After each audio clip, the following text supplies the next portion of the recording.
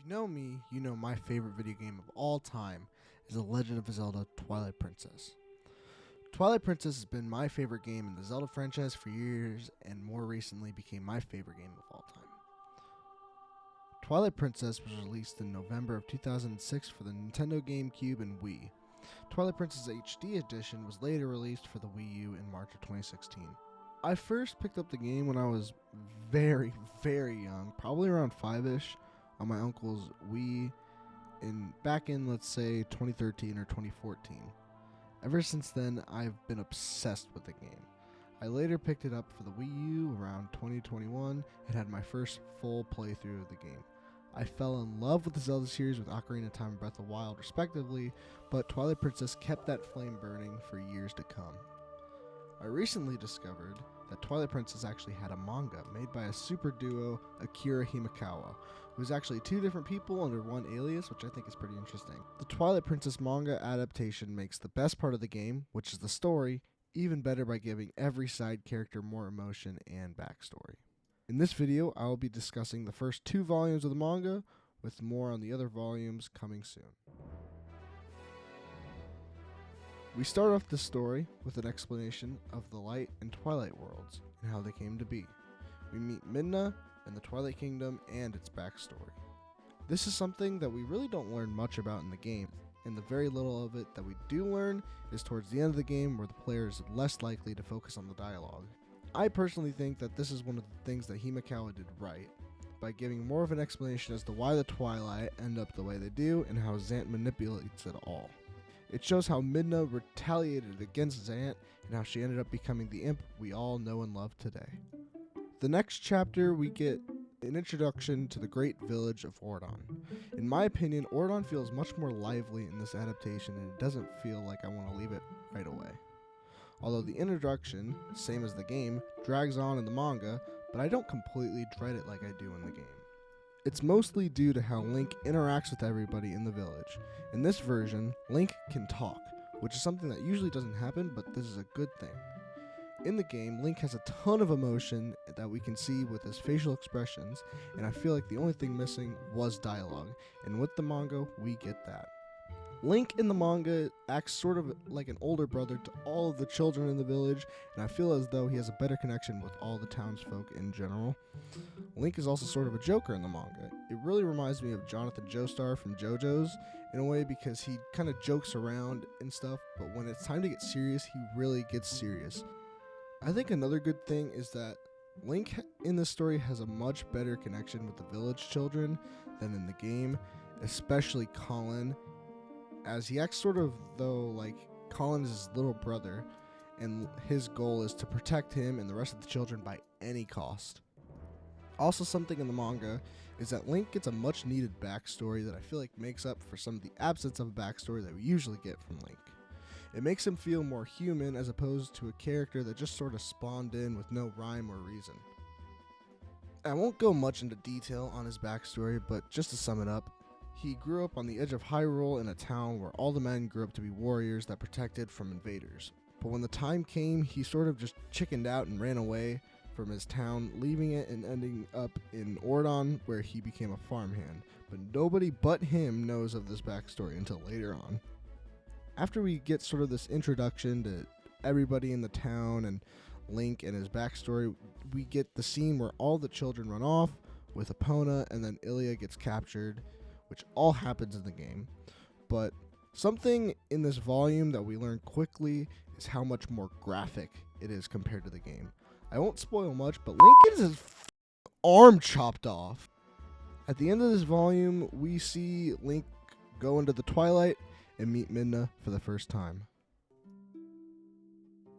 Starting off with volume 2, we started off by watching almost the same exact cutscene as the game, where Ganondorf is being sent into the Twilight Realm through the Mirror of Twilight after the events of Ocarina of Time by the sages. The only difference I noticed from this scene was that he didn't end up killing one of the sages, which I thought was kind of a random detail for Himekawa to leave out. Also, a difference that was in the manga, but not in the game during the scene, is that the King of Hyrule was there, which was not in the game, and I thought it was interesting to see because we don't see the king in neither Ocarina of Time nor Twilight Princess. After that, we get this original scene to the manga where Zelda is looking into a fountain at a past event, which is the aforementioned scene, like it's Harry Potter, and I thought this scene was pretty interesting. After that, we go to the part where Link is in the cell with Midna, and the scene stays pretty true to the game with no major differences that I noticed, although there is one difference that I think is kind of funny. Basically, there's this whole page or two where Midna is literally demanding Link to do things like he's an actual dog, which I think was actually pretty funny. After that, we get another scene that stays pretty loyal to the original source material, where Midna and Link meet Zelda in the tower. There's no real difference here. We also get the cutscene where Hyrule is getting taken over by Zant and all of his followers. And then after that, we get this pretty cool action scene that isn't in the game, where Link fights off a shadow beast on top of Hyrule Castle as Wolf Link, and I think this is a pretty good demonstration of what Link can actually pull off in his wolf form. Our next scene is a completely original one with Ilya and King Boumlin and his goons.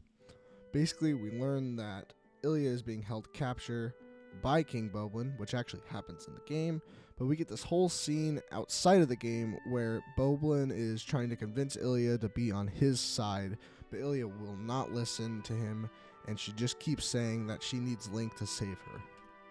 King Boumlin in the manga is more of a villain type, in my opinion, than what he is in the game. He just seems more menacing and evil than he does in the game, and he seems to have his own motives rather than just acting on whatever Zant wants him to do. We now move into the Faron Woods part of the story, and something that I noticed is that with the dungeons and quests leading up to them, the events perspire very, very differently.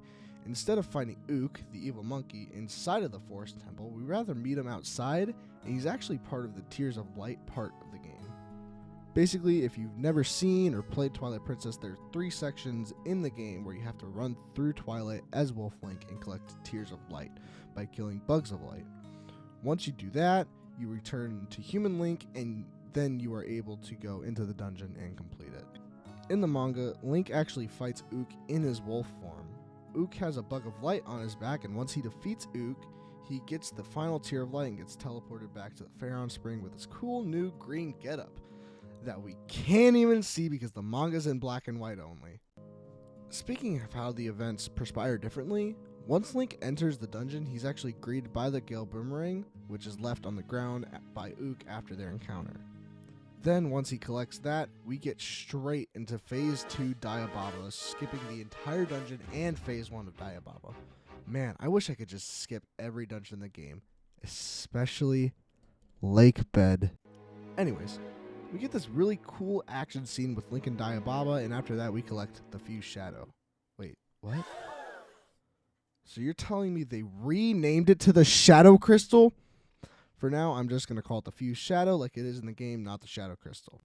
After collecting the Fused Shadow and learning the story behind it, we go back to the Faron Spring and learn that Link is a hero chosen by the gods. Shocker. We get this whole scene where Link is all humble and he doesn't think he deserves to be the chosen one because of what he did in his old home to his old village.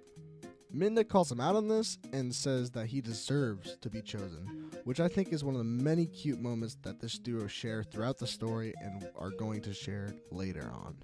So basically, that's sort of my summary and thoughts throughout the first 2 volumes of this amazing manga. I've really enjoyed it so far, and I'm excited to read on and see how Akira Himekawa adapt the rest of this amazing story. Thank you all for watching, and I'll catch you in the next one. See ya.